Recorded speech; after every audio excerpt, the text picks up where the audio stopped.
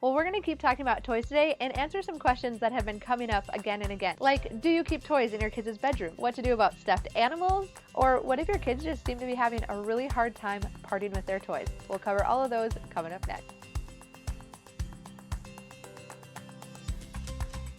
Well, hi, I'm Dawn from The Minimal Mom, and I know, how are we still talking about toys, right? If you've watched all of the other videos in our toy series, this is actually the 12th video, right? I know, it seems silly, but if you do have questions about toys, you can probably find the answers in some of those other videos, and if not, leave a comment and we'll tackle it. So today, a few questions that keep popping up: whether or not we keep toys in our children's bedrooms. We don't. We haven't for a really long time, because when they come in their bedroom, I want them to sleep. That is the main thing that we like, not just want, like we need them to do when they're in this room. We need them to sleep. And so we try to keep the toys out of the room for that very purpose. The other thing is that since we simplified their toys, we don't have the overflow, right? That's kind of what their bedrooms used to house in the past, was the overflow toys, the big toys, the awkward toys, or the toys they were really protective of. The other thing with toys is that usually the kids want to be playing with them wherever I am. So if I'm in the kitchen, they want to be nearby with the toys. And so a lot of times they didn't actually play with the toys in their bedroom. It really was just toy storage. So we moved them into our living room. That is the only place we keep toys now. And we have a small house. So if they can fit in our living room, they can probably fit in your living room too. But the other thing, I still send our kids to their room to play. Well, usually what happens is I tell them to go clean their room, like make their bed. And then what happens is I come up and they're either like playing house or they're building blanket forts. So don't think that just because you don't have toys in their room doesn't mean you can't still send them to their room to play. Like if I just need a little quiet time, then I definitely still send them to their room. And kids are creative. They could find things to do in a completely empty room, right? So even with no toys in here, there's still plenty of stuff that they find to do. All right, so that brings us to stuffed animals. So each of our kids are allowed to have up to 3 on their bed. And so we've never had a huge influx of stuffed animals into our house. So this isn't necessarily a topic I've had to deal with a lot.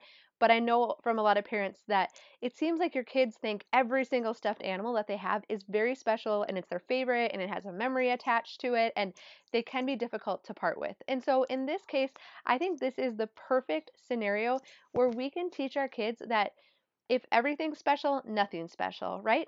We really can't have 20 favorites of anything. And, this is the process now that as adults we're going through, like with our wardrobe. Like if you've seen those videos, that's why I have to do videos on wardrobes, right? Because as adults, we still have to reinforce this in ourselves. And so the simplest way to do it is just to pick a number that you think they can manage, that fit easily wherever you're storing them.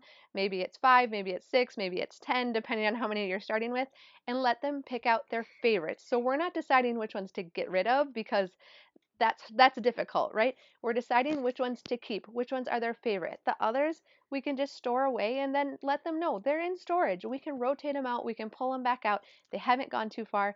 And I know it can be difficult, and sometimes we don't even choose this battle because it just seems like, you know what, I'd rather just let them keep their room full of stuffed animals than have to deal with them with it. But I do actually think this is a battle worth picking, just because I think it is going to teach them a really important lesson for life, that really when we have fewer things, it's so much easier to enjoy them.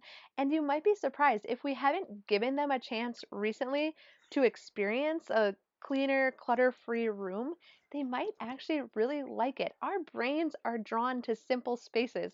And if we haven't let them experience that lately, they don't always know to choose it, right? They're kids. We're teaching them these things. So pick a time when they're well rested, they're in a good mood, and I do think it is a worthwhile exercise to go through with your kids. And lastly, we've covered this topic a few different times. I have a video dedicated to it as well about what to do if your kids just really seem to have a hard time getting rid of any of their toys. Stuffed animals, all of their toys, you want to box them up and simplify them, you want to donate some, but they either seem sentimentally attached or just for whatever reason, they're having a really hard time with it. And again, you're not alone if you're experiencing this. Like if you read through the comments, you're definitely not alone. But it has been fun to also read through the comments and see all of the moms who say that once they simplified their toys, that really they feel like their house is more peaceful. I love this comment from this mom who said, I simplified the toys when the kids weren't home. They came in, and what did they remark on? They didn't say, where did all my toys go? They said, oh, we love how clean it is in here. Our kids love simple, clean spaces. So do we, right? And so it's really win-win. Yes, can it be, sometimes a little bit difficult getting your kids on board.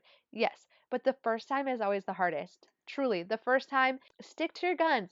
Let them know you're the parent. We're going to make some changes in our house. We have too many toys right now. It's too messy. It's hard for you guys to keep them clean. So we're just going to put some away from now. The other technique I've heard parents use too is just to say, especially now that Christmas is coming, is to say, well, that's fine. If you don't want to get rid of any toys, that's okay. You can keep all these toys, but we just can't get anything new for Christmas or for your birthday. So that's fine. You keep these, but just so you know, you won't be getting any new ones coming up. And so that has worked really well. My favorite technique is just to buy them from the kids, box up a bunch and say, okay, I'll give you $5, I'll give you $10. But again, I cover these tactics in this as well. All right, I do hope this helps. It seems like it should be a simple topic, but yet it's not. And so I do think it's worthwhile. I think you're gonna love your house so much more if you get the toys cleared out. I think your kids are going to be happier too. I know they'll be the ones putting up the fight, but I think they're going to really like it too. So I do hope this helps. I will link to all those toy videos down below, so be sure to check them out if you do have other questions about toys, because there's a pretty good chance that it's covered in those videos. Coming up next, we will talk about board games and puzzles. I know many people have asked about that too. I was going to cover in this video, but I didn't want to mix them. So that'll be the very next video. And thank you to everyone who shared success stories in the last video. Truly, if you're still kind of I'm not sure if we should do this or not, read through some of the success stories because they're really inspiring. As always, the best compliment you can give us is a thumbs up. Sharing it with a friend is helpful too. You can follow me on Instagram here, and be sure to subscribe so that you're notified when new videos are released.